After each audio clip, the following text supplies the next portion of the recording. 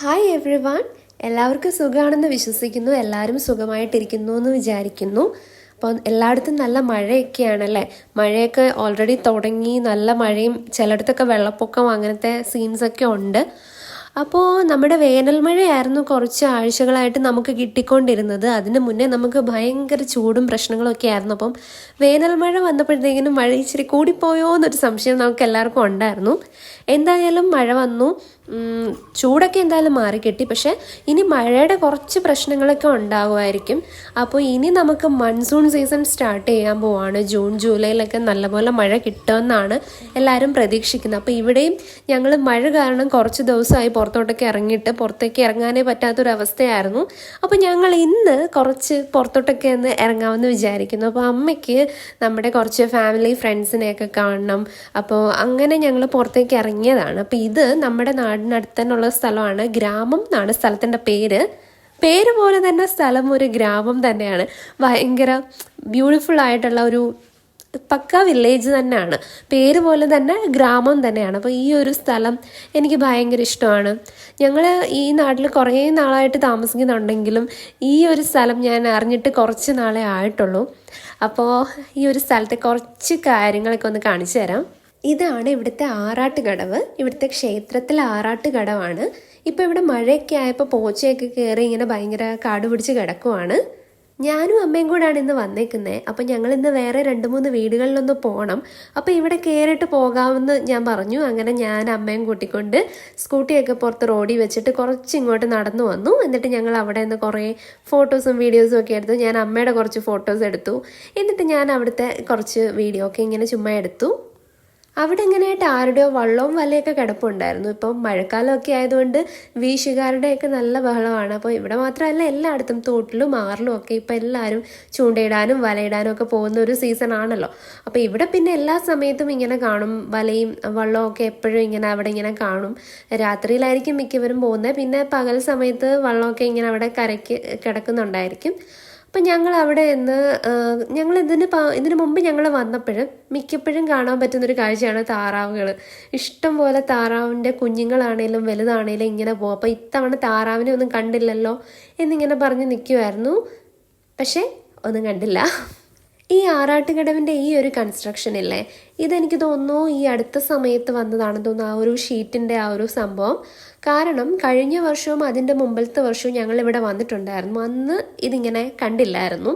അന്ന് അവിടെ ഓപ്പൺ ആയിട്ട് കിടക്കുമായിരുന്നു. അപ്പോൾ കഴിഞ്ഞ വർഷം പണിതതായിരിക്കാനാണ് ചാൻസ്. പിന്നെ ആ കൽപ്പടവും ഒക്കെ ഉണ്ടായിരുന്നു നേരത്തെ മുതലേ. അതിൻ്റെ സൈഡിലെ ആ ഒരു കൽവിളക്ക് പോലുള്ള അതൊക്കെ ഞങ്ങൾ നേരത്തെ വരുമ്പോഴൊക്കെ ഉണ്ടായിരുന്നു അവിടെ.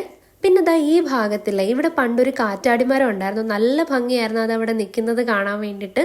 അതേപോലെ ഈ പോച്ച പിടിച്ചെടുക്കുന്ന ഈ ഭാഗമില്ലേ, ഇവിടെയൊക്കെ ശരിക്കും പറഞ്ഞാൽ ബീച്ച് പോലെയായിരുന്നു. വെള്ള മണലായിരുന്നു അവിടെയൊക്കെ. ബീച്ചിലെ പോലത്തെ നല്ല വെള്ള കളറിലെ മണൽ ഇങ്ങനെ വിരിച്ചിട്ടിരിക്കുന്ന പോലെ ആയിരുന്നു. അപ്പോൾ അതൊക്കെ ഇപ്പം മഴക്കാലമായപ്പോൾ അവിടെ എല്ലാം പോച്ചയൊക്കെ ആയി. പിന്നെ ഈ വഴിയൊക്കെ അന്ന് അത്രയും മരങ്ങളൊക്കെ ഉണ്ടായിരുന്നപ്പോൾ നല്ല ഭംഗിയായിരുന്നു. ഇപ്പോഴും ഭംഗിക്ക് കുറവൊന്നുമില്ല. പിന്നെ ഈ അടുത്ത സമയത്താണ് ഈ ആറിൻ്റെ വീതി കൂട്ടിയത്. അപ്പോൾ ഇതിനകത്തുനിന്ന് ഈ JCB മണ്ണുമാന്തി യന്ത്രം, അതാണല്ലോ JCB, അതുപയോഗിച്ചിട്ട് ആറ്റിലെ വെള്ളി മണലെടുത്ത് തിട്ടയിൽ ഇടുമായിരുന്നു. അപ്പോൾ അതായിരിക്കണം ആ ഒരു വെള്ള മണൽ അവിടെ ഉണ്ടായിരുന്നത്. അപ്പോൾ അത് നല്ല ഭംഗിയായിരുന്നു. എനിക്ക് തോന്നുന്നു ഇനി മഴ സീസൺ ആയതുകൊണ്ട് നല്ല പോച്ചയൊക്കെ കയറി ഇനി കുറച്ച് നാൾ ഇങ്ങനെ ആയിരിക്കും അവിടെ കിടക്കാൻ പോകുന്നത്. അങ്ങനെ ഞങ്ങൾ അവിടെ നിന്ന് ഇറങ്ങാൻ പോവുകയാണ്. ഞങ്ങൾ അവിടെ നിന്ന് ഇറങ്ങി അമ്മയ്ക്ക് വേറെ 2 ഫാമിലി ഫ്രണ്ട്സിൻ്റെ വീട്ടിലൊക്കെ കയറണം. പിന്നെ ഞാൻ വേറെ 5 പേരുടെ കൂടെ ഇവിടെ വീണ്ടും വരികയാണ്. ഹലോ, ഒരു ഹായ് പറഞ്ഞേ. ഹായ് പിങ്കു, അല്ല തമ്പു.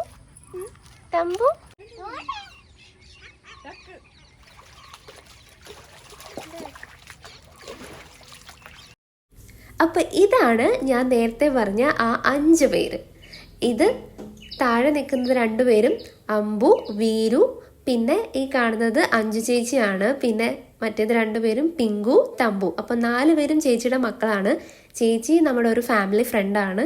ചേച്ചി കുറച്ച് ദിവസമായിട്ട് നാട്ടിലില്ലായിരുന്നു, കുവൈറ്റിലായിരുന്നു. അപ്പം കുറച്ച് ദിവസം മുന്നേ വന്നതാണ്. അപ്പം ചേച്ചി ഇവിടെ ഇല്ലായിരുന്ന സമയത്ത് ഇങ്ങനെ നമ്മൾ പ്ലാൻ ചെയ്തായിരുന്നു, ഒരു ദിവസം നമുക്ക് എല്ലാവർക്കും കൂടെ ഇവിടെ ഇങ്ങനെ ആറ്റിൽ പോകാം എന്നൊക്കെ പ്ലാൻ ഉണ്ടായിരുന്നു. അപ്പോൾ സമ്മർ ടൈമിൽ ഇത്രയും വെള്ളമൊന്നും ഇല്ലല്ലോ. അപ്പോൾ അന്ന് പ്ലാൻ ചെയ്തതാണ്. പക്ഷേ അപ്പോഴത്തേക്കിനും മഴ വന്നു.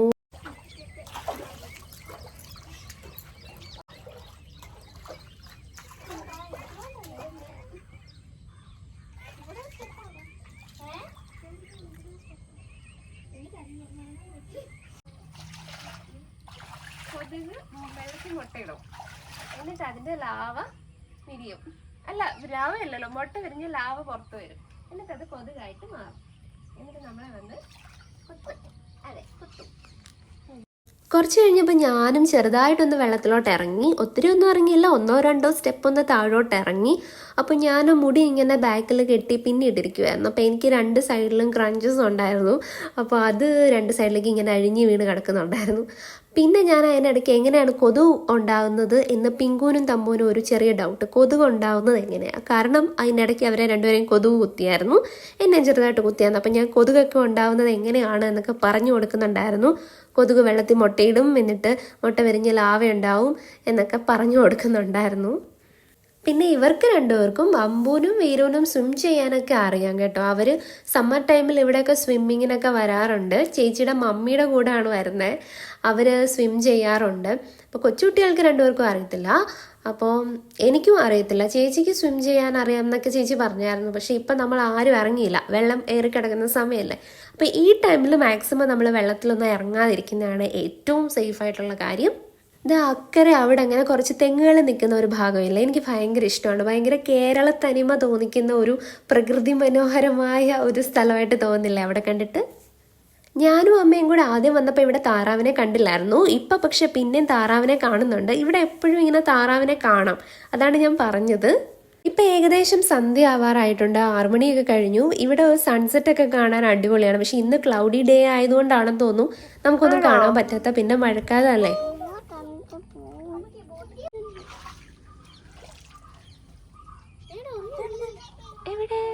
കാണാൻ പറ്റുന്നില്ല. കുറച്ചു നേരം കഴിഞ്ഞപ്പോൾ അമ്പുവും വീരും അവിടെ വള്ളത്തിൻ്റെ അടിയിൽ ഒരു പെയർ മീനിനെ കണ്ടെന്ന് പറഞ്ഞു. പക്ഷെ ഞാൻ ചെന്ന് നോക്കിയിട്ട് എനിക്ക് കാണാൻ പറ്റുന്നില്ലായിരുന്നു. ഞാൻ എത്ര ശ്രമിച്ചിട്ടും എനിക്ക് കണ്ടില്ല. പക്ഷേ കുറച്ച് കഴിഞ്ഞപ്പം വള്ളത്തിൻ്റെ അടിയിൽ ഞാൻ ആ മീനിനെ കണ്ടു. പക്ഷെ എനിക്ക് അതിൻ്റെ വീഡിയോ എടുക്കാൻ പറ്റുന്നില്ലായിരുന്നു. ഞാൻ കുറേ ശ്രമിച്ച് നോക്കി, പക്ഷേ പറ്റിയില്ല. പിങ്കുവിനെയും തമ്പുവിനെയും നമ്മൾ വെള്ളത്തിലോട്ട് അധികം ഇറക്കിയില്ല. രണ്ടുപേരും ആ സ്റ്റെപ്പിൽ തന്നെ ഇങ്ങനെ നിൽക്കുമായിരുന്നു. പക്ഷേ അതിനിടയ്ക്ക് രണ്ടുപേര് ചെറുതായിട്ട് വെള്ളമൊക്കെ ഇങ്ങനെ തട്ടിക്കളിക്കുന്നുണ്ടായിരുന്നു. വെള്ളമൊക്കെ മുടിയിലൊക്കെ ഇങ്ങനെ വെള്ളമൊക്കെ നനയ്ക്കാൻ ശ്രമിക്കുന്നുണ്ടായിരുന്നു രണ്ടുപേരും. എൻ്റെ ഏറ്റവും വലിയ ആഗ്രഹങ്ങളിൽ, അല്ലെങ്കിൽ ഞാൻ ചെയ്യണം എന്ന് ആഗ്രഹിക്കുന്ന കാര്യങ്ങളിൽ ഒന്നാണ് സ്വിമ്മിങ് പഠിക്കണം എന്നുള്ളത്. ഇപ്പം എനിക്ക് സ്വിം ചെയ്യാൻ അറിയത്തില്ല. പക്ഷേ നമ്മളൊരു നല്ല ട്രെയിനർ ഇല്ലാതെ ഒരിക്കലും പഠിക്കാൻ ഇറങ്ങരുത്. എപ്പോഴും നമ്മൾ സേഫ്റ്റി നോക്കണം. അതുപോലെ തന്നെ നമ്മൾ ഇങ്ങനെയുള്ള ആറ് അങ്ങനെ ഒഴുക്കുള്ള സ്ഥലങ്ങളിലൊക്കെ പഠിക്കാതെ സ്വിമ്മിങ് പൂൾസ് ഉണ്ടല്ലോ, പൂൾസിലൊക്കെ പഠിക്കുന്നതായിരിക്കും ഏറ്റവും സേഫ് എന്ന് പറയുന്നത്. അപ്പോൾ ഞാൻ ഇതുവരെ എനിക്ക് നീന്താൻ അറിയാത്തത് കൊണ്ട് ഞാനങ്ങനെ വെള്ളത്തിലൊന്നും ഇറങ്ങാറില്ല. പിന്നെ എപ്പോഴേലും പൂളിലൊക്കെ പോകുമ്പോൾ മാത്രം നമ്മൾ സേഫായിട്ടുള്ള പൂൾസിൽ മാത്രം ഇറങ്ങിയിട്ടുള്ളൂ. അതും ഞാനങ്ങനെ സ്വിം ചെയ്തിട്ടൊന്നുമില്ല. അപ്പോൾ ഒരു ദിവസം ഞാനത് പഠിച്ചിരിക്കും എന്ന് ഞാൻ തീരുമാനം എടുത്തിട്ടുണ്ട്. അങ്ങനെ നമ്മൾ ആറ്റിൽ നിന്ന് തിരിച്ചു കയറി വീട്ടിലെത്തി. ഇത് ചേച്ചിയുടെ വീടാണ്. അപ്പോൾ അമ്പും വീരും വന്നപ്പോൾ തന്നെ ക്രിക്കറ്റ് കളിക്കാൻ തുടങ്ങി വീടിൻ്റെ ഫ്രണ്ടിൽ. ഇപ്പം ഇവിടെ വീട്ടിൽ ചേച്ചിയുടെ പപ്പയും മമ്മിയും ഉണ്ട്. അപ്പം ഈ ഇരിക്കുന്നതാണ് നമ്മുടെ സ്വന്തം സുധർമ്മ ആൻറ്റിയും അങ്കിളും. ചേച്ചിയുടെ പപ്പയും മമ്മിയാണ് ഇരിക്കുന്നത്. നമ്മൾ നല്ല ഫാമിലി ഫ്രണ്ട്സാണ്, നല്ല കുടുംബ സുഹൃത്തുക്കളാണ്. നമുക്ക് ഒത്തിരി ഇഷ്ടമുള്ള ആൾക്കാരാണ് ഈ കാണുന്നത്. അപ്പോൾ രണ്ടുപേരും ഭയങ്കര ക്രിക്കറ്റ് ഫാൻസാണ്. രണ്ടുപേർക്കും ഒരുപാട് ഇഷ്ടമുള്ളൊരു സംഭവമാണ് ക്രിക്കറ്റ് എന്ന് പറയുന്നത്. IPL മുടങ്ങാതെ കാണുന്ന ആൾക്കാരാണ് രണ്ടുപേരും. അപ്പോൾ ഇപ്പം IPL കഴിഞ്ഞതിൻ്റെ സാഡായിട്ട് ഇരിക്കുവാണ് രണ്ടുപേരും. അയ്യോ. അമ്പൂനും വീരൂനും തമ്പൂനും പിങ്കൂനും ഒക്കെ സ്കൂൾ ഓപ്പൺ ചെയ്യാറായില്ലേ. അപ്പോൾ ഇനി വെക്കേഷനൊക്കെ ഓൾമോസ്റ്റ് കഴിയാറായി. വെക്കേഷൻ കഴിഞ്ഞു എന്ന് തന്നെ പറയാം. അപ്പം രണ്ടുപേരും അതിനു മുമ്പ് ഒന്ന് വന്നതാണ് ഇങ്ങോട്ട്. അപ്പം അന്ന് തന്നെ നമ്മളും കണ്ടു, നമ്മൾ ആറ്റിലൊക്കെ പോയി. അപ്പം രണ്ടുപേർക്കും ഭയങ്കര ഇഷ്ടമുള്ളൊരു സംഭവമാണ് ക്രിക്കറ്റ് എന്ന് പറയുന്നത്.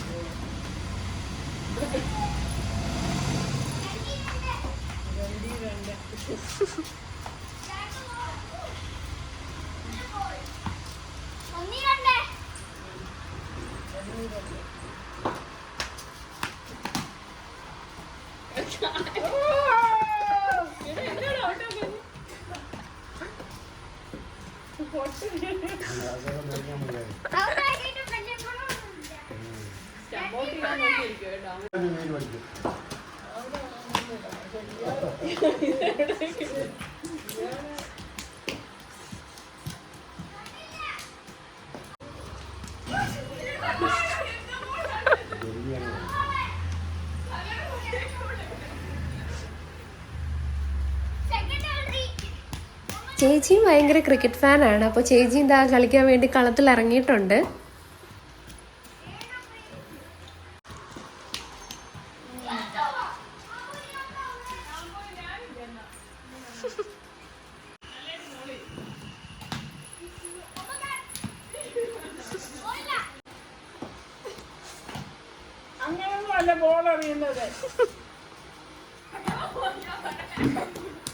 ഇവിടെ ബോളിംഗ് ശരിയാവുന്നില്ല എന്ന് എല്ലാവരും പറയുന്നുണ്ടായിരുന്നു. പക്ഷേ എനിക്കിതിനെപ്പറ്റി വലിയ ഐഡിയ ഒന്നുമില്ല. ക്രിക്കറ്റിനെ പറ്റി യാതൊരുവിധ ധാരണയും ഇല്ലാത്ത ഒരാളാണ് ഞാൻ.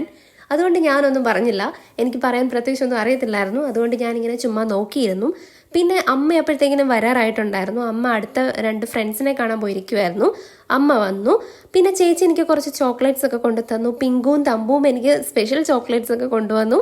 പിന്നെ അമ്പൂനും വീരനും ക്ലാസ്സിൽ കയറാനുള്ള സമയമായപ്പം അവരും ക്ലാസ്സിലേക്ക് കയറി. ആ സമയത്ത് ഞങ്ങൾ തിരിച്ച് വീട്ടിൽ പോയി. അപ്പോൾ ഇത്രയേ ഉള്ളൂ. Thank you so much.